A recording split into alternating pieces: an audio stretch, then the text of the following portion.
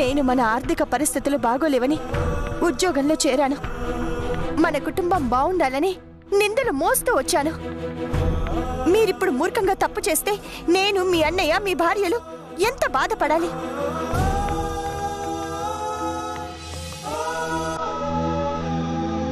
ఈ కుటుంబం కోసం ఇంత భారం మోయటం అవసరమా సీత? ఇది నా కుటుంబం అండి. ఈ ఇంట్లో కోడలుగా అడుగు పెట్టినప్పుడే నా కుటుంబ గౌరవ మర్యాదలు, పరువు కాపాడాలని నిర్ణయించుకున్నాను.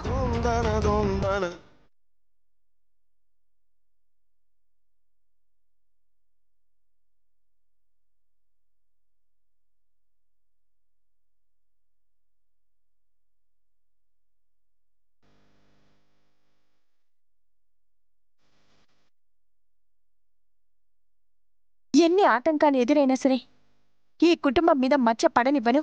ఈ ఇంటి గౌరవాన్ని మంట కలవనివ్వను.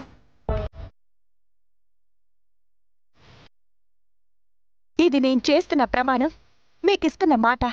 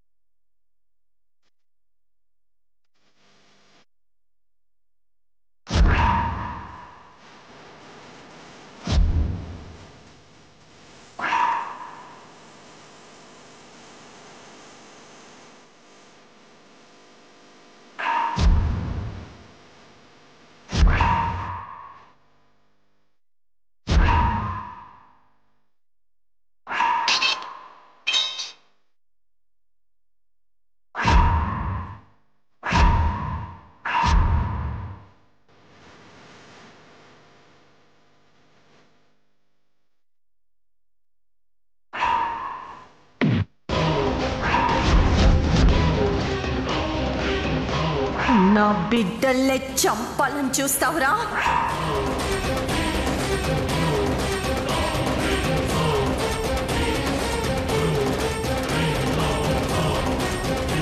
సీత, అందరి ఆడవాళ్లలా కాకుండా నిన్ను నా గుండెల్లో పెట్టుకుని ప్రత్యేక స్థానం ఇద్దామని కలలు కన్నాను. నా గుండెల్లో నిన్నొక దేవతలా పెట్టుకుందామని ఆశలు పెంచుకున్నాను. కానీ కానీ నువ్వు నా గుండెల మీద తన్ని నీకోసం అణిచి ఉంచిన నాలోని రాక్షసుండి నిద్రలేపావు. నాలోని అహాన్ని నిద్రలేపావు. ఇంతవరకు నిన్ను ఎలా సొంతం చేసుకోవాలా అని ఆలోచించాను, పథకాలు పన్నాను. కానీ ఇక నుంచే నిన్ను ఎలా నాశనం చేయాలని మాత్రమే నా ధ్యాస ఉంటుంది. సీత, ఈ రాజశేఖర్ వల్ల నీకు పతనం మొదలైంది. నీ కుటుంబమే నిన్ను ఇంటి నుంచి తరిమేసే స్థితికి తీసుకొస్తా. సిద్ధంగా ఉండు.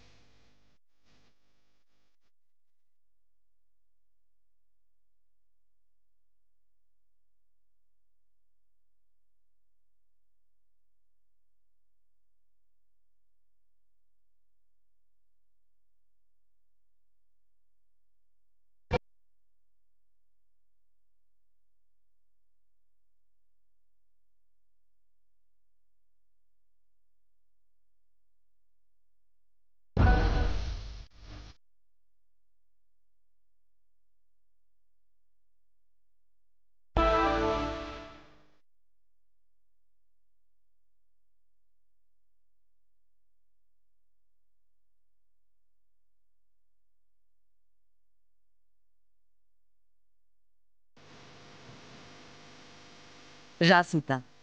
నమస్తే మేడం. కూర్చో. మంగా మంగా, సీత కాఫీ తీసుకురా. ఇప్పుడే వద్దు మేడం, మీతో కొంచెం పర్సనల్గా మాట్లాడదామని ఇచ్చాను. చూడమ్మా సీత, ఉద్యోగరీత్యా నేను నీకు చైర్మన్నే అయినా నువ్వు నన్నొక తల్లిలా భావించు. ఎప్పుడైనా ఏదైనా చెప్పే స్వేచ్ఛ నా దగ్గర నీకెప్పుడూ ఉంటుందమ్మా. నా మీద మీరు చూపిస్తున్న అభిమానానికి చాలా థ్యాంక్స్ మేడం. కానీ నా మీద మీరు పెట్టుకున్న నమ్మకానికి న్యాయం చేయలేకపోతున్నానని మీకు చెప్పి మిమ్మల్ని క్షమాపణ అడగాలని వచ్చాను మేడం. చూడు సీత, ఎండీ స్థానం అంటే ముళ్ళ కిరీటం లాంటిది. ఒక విధంగా ఆ హోదా తీసుకుంటే ఎదురయ్యే విషమ పరీక్షలు, ఆటంకాలు, వ్యాపార సంబంధమైన ఇబ్బందులు ఎవరికైనా సర్వసాధారణమే.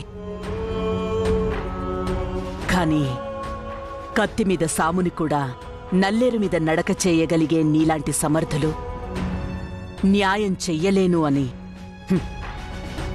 వెనకడుగు వేయడం అంత హర్షించదగింది కాదు. నీ శక్తియుక్తుల్ని నువ్వు గుర్తించగలిగితే ఈ సమస్యల్ని అవలీలగా అధిగమించగలవనే నమ్మకం నాకుంది. కాబట్టి నువ్వు నన్ను క్షమాపణ అడిగే పనిలేదు. నీ ధైర్యంతో, నీ మొండితనంతో, నీ తెగింపుతో ముందుకెళ్ళు. నీకు నేనున్నాను. నాకసలు ఈ ఉద్యోగం చేయాలనే ఉద్దేశమే ఉంటే మీరు చెప్పింది చెయ్యొచ్చు మేడం. నేను నా ఉద్యోగానికి రాజీనామా చేస్తున్నానని మీకు చెప్పి వెళ్దామని వచ్చాను.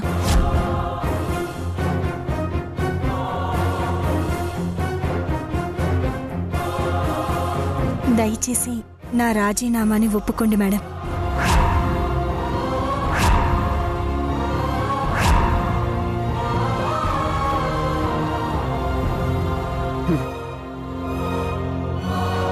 సడన్ గా ఈ నిర్ణయం ఎందుకు తీసుకున్నావో తెలుసుకోవచ్చా?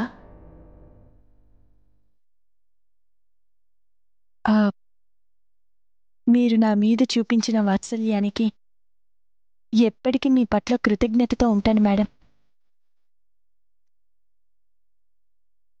నా పైన అపారమైన నమ్మకం ఉంచి అతి కొద్ది కాలంలోనే చాలా పెద్ద హోదా నాకు కట్టబెట్టారు. మీ వ్యాపారాల్ని ఒక ఎండీగా సమర్థవంతంగా ముందుకి నడిపించగలనో లేదో పక్కన పెడితే, వ్యక్తిగత కారణాల వల్ల నేను నా జాబ్ని కంటిన్యూ చేయలేను.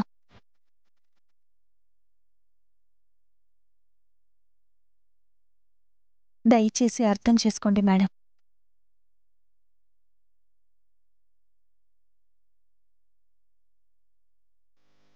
వెళ్ళొస్తాను మేడం. సీత, నువ్వు నాకు విషయం చెప్పు. అసలు ఈ ఉద్యోగంలో ఎందుకు చేరావో తెలుసుకోవచ్చా? 10 మంది ఇచ్చే గౌరవం ఆత్మసంతృప్తినిస్తుందేమో కానీ ఆకలిని తీర్చలేదు. ఆత్మాభిమానం మన వ్యక్తిత్వాన్ని ఉన్నత స్థానంలో ఉంచుతుందే కానీ ఆర్థిక అవసరాన్ని తీర్చలేదు. పరువు గల మా కుటుంబం పస్తులు పడుకునే పరిస్థితి రాకూడదని నేను ఉద్యోగంలో చేరాను.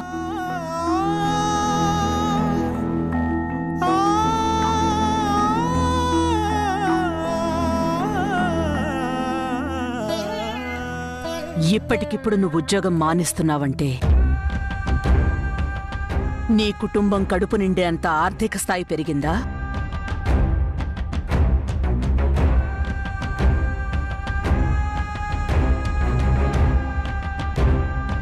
ఆర్థిక స్థిరత్వం కన్నా ఇంటి పెద్ద కోడలుగా నా ఉన్నత్వాన్ని కాపాడుకోవాలని నాకు అర్థమైంది మేడం.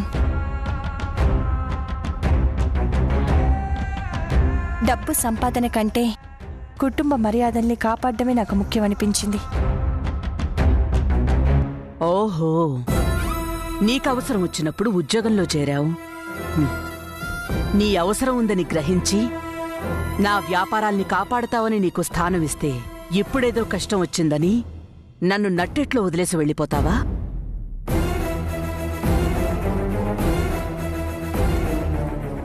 నీకిది ధర్మంగా అనిపిస్తోందా సీత?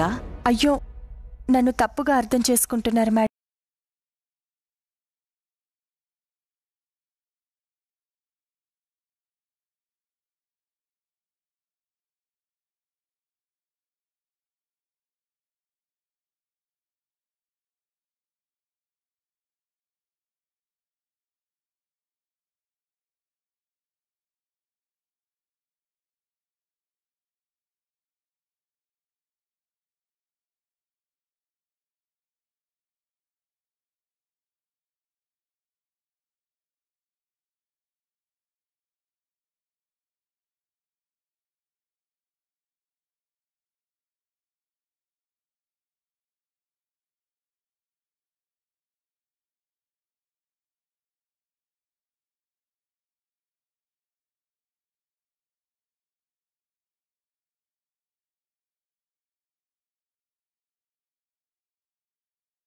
తెలుసుకోలేకపోయావా? నా కుటుంబం నుంచి ప్రస్తుతానికి నాకు ఎలాంటి సమస్య గాని ఇబ్బందులు గాని లేవు మేడం. భవిష్యత్తులో అలాంటివేవీ రాకూడదని, నా వల్ల నా ఫ్యామిలీలో సంతోషం దూరం కాకూడదని ఉద్యోగం మానేద్దామనుకుంటున్నాను. భయపడుతున్నావా సీత? నేను నా కుటుంబానికి దాసోహం అంటున్నాను. నా భర్తకి నేను దాసురాల్ని అని చెప్తున్నాను. ఉద్యోగానికి నా ప్రాధాన్యత వాటి తర్వాతే అని విన్నవించుకుంటున్నాను. దాన్ని భయం అనుకుంటారో, కుటుంబం పట్ల నాకున్న బాధ్యత అని భావిస్తారో మీ ఇష్టం మేడం. సీత, నీ కుటుంబంతో నేను మాట్లాడతాను. భవిష్యత్తులో నీకెలాంటి సమస్య రాకుండా చూస్తాను. అసలు వాళ్ళు వద్దంటే మీరు మాట్లాడినా బాగుంటుంది. కానీ ఇది నాకు నేనుగా తీసుకున్న నిర్ణయం కదా మేడం. ఒకవేళ నీ రాజీనామాని నేను అంగీకరించకపోతే అప్పుడేం చేస్తావు? ఏం చేయగలను మేడం? మధ్యతరగతి జీవితాలకి సర్దుబాటు ధోరణి అలవాటే కాబట్టి తల వంచుకుని ఉద్యోగం చేస్తాను. ఒక తల్లిగా కూతురు లాంటి నా బాధని ఖచ్చితంగా అర్థం చేసుకుంటారని ఆశతో వచ్చిన నేను చైర్మన్ గారి ఆదేశాన్ని పాటించి ఒక ఉద్యోగిగా వెనక్కి తిరిగి వెళ్ళిపోతాను. నేను అడిగాను కదా అని నా మీద ఉన్న అభిమానం తగ్గిపోతుందని అందరు ఉద్యోగుల్లాగాని పని చేస్తానని చెప్పకనే చెప్తున్నావా సీత?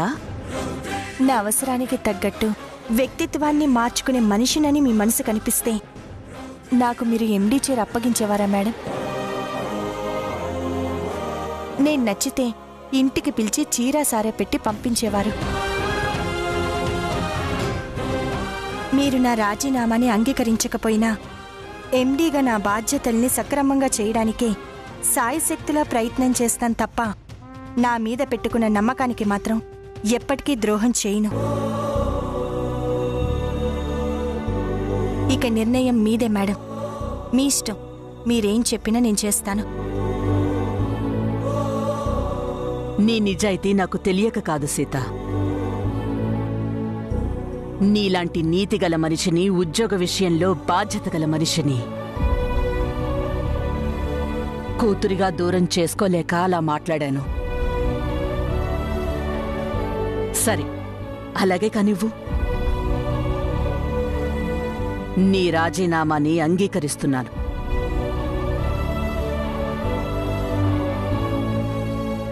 కానీ ఒక్క కండిషన్. ఏంటి మేడం అది? ఎప్పుడు నీకు జాబ్ చెయ్యాలనిపించినా నా దగ్గరికే రావాలి. ఒక కూతురిగా ఈ తల్లితో ఏ అవసరమున్నా నన్నే అడగాలి.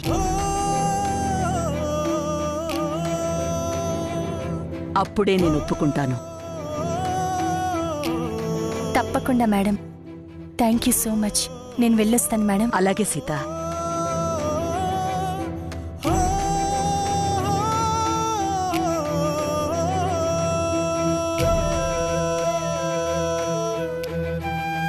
ఇంత అణకువ, అందం, వినయం ఉన్న ఆడపిల్ల ఆ ఇంటి కోడలు కావడం నిజంగా వాళ్ళ అదృష్టం. ఈ తల్లి దగ్గర ఎక్కువ కాలం పని చెయ్యకపోవడం నా దురదృష్టం.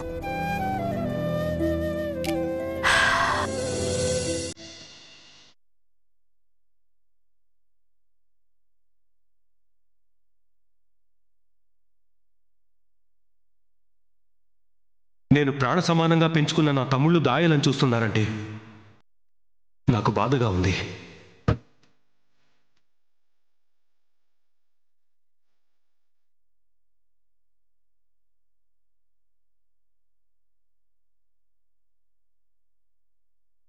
నిజాన్ని దాచి నన్ను పరాయివాణి చేస్తున్నారా?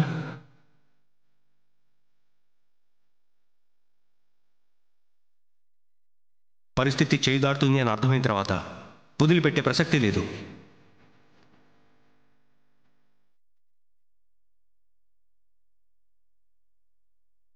నా వ్యాపారాన్ని కాపాడుతావని నీకు స్థానం ఇస్తే ఇప్పుడేదో కష్టం వచ్చిందని నన్ను నట్టెట్లో వదిలేసి వెళ్ళిపోతావా?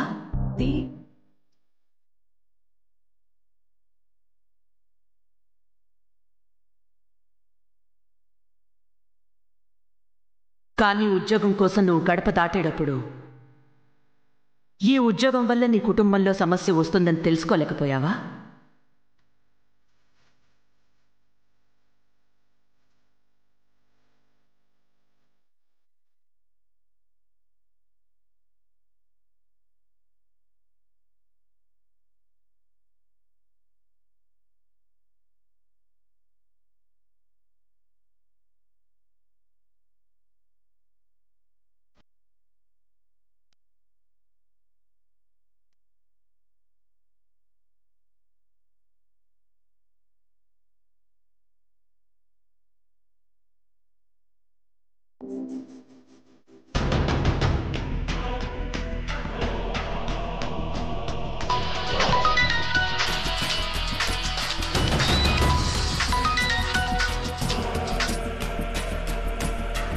మళ్ళీ ఎందుకు ఫోన్ చేశావు?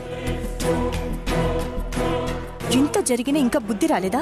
నిన్ను ప్రేమగా నా గుండెలకు హత్తుకుందాం అనుకున్నా, కానీ నువ్వు నా గుండెల మీద కాలు పెట్టి తొక్కావు. నిన్ను నేనెక్కడ వదులుతాను సీత? నీకు బుద్ధి చెప్పేదాకా నీడలా నిన్ను వెంటాడుతూనే ఉంటా. నీలాంటి రాక్షసుల పీడ వల్లే ఆడదాని బ్రతుకు నరకమవుతుంది. స్వేచ్ఛగా ఉండలేకపోతున్నాం. అయినా మనిషిగా పుట్టాక ఆ జన్మకు అర్థం ఉండాలి కదా. ఇంతమందిని టార్చర్ పెట్టి నువ్వేం సాధించావు? చూడు సీత, ప్రతి మనిషికి ఒక గోల్ ఉంటుంది. కొంతమందికి డబ్బు సంపాదనే ధ్యేయం, ఇంకొంతమందికి తన కెరీర్లో టాప్ పొజిషన్కి వెళ్ళడమే ధ్యేయం. కానీ నాలాంటి ఈగోయిస్ట్లకి అహం చల్లార్చుకోవడమే ధ్యేయం. అదే నాకు ఆనందం. నీ మీద పగ తీర్చుకోవడమే నా లక్ష్యం. చూడు, ఇప్పటికైనా పిచ్చి వేషాలు మానుకొని నీ లక్ష్యాన్ని మరోవైపుకి మళ్లించుకో, బాగుపడతావు. ఇంకొక విషయం, నేను నా ఉద్యోగానికి రాజీనామా చేశాను. ఇక నుంచి నా జోలికి, నా కుటుంబం జోలికి రావడం మానుకో. ఎలా సీత, ఎలా మానుకోగలను? నువ్వు జాబ్ మానేసినంత మాత్రాన చైర్మన్ గారు నన్ను పిలిచి తిరిగి ఎండి పోస్ట్ ఇస్తుందనుకున్నావా?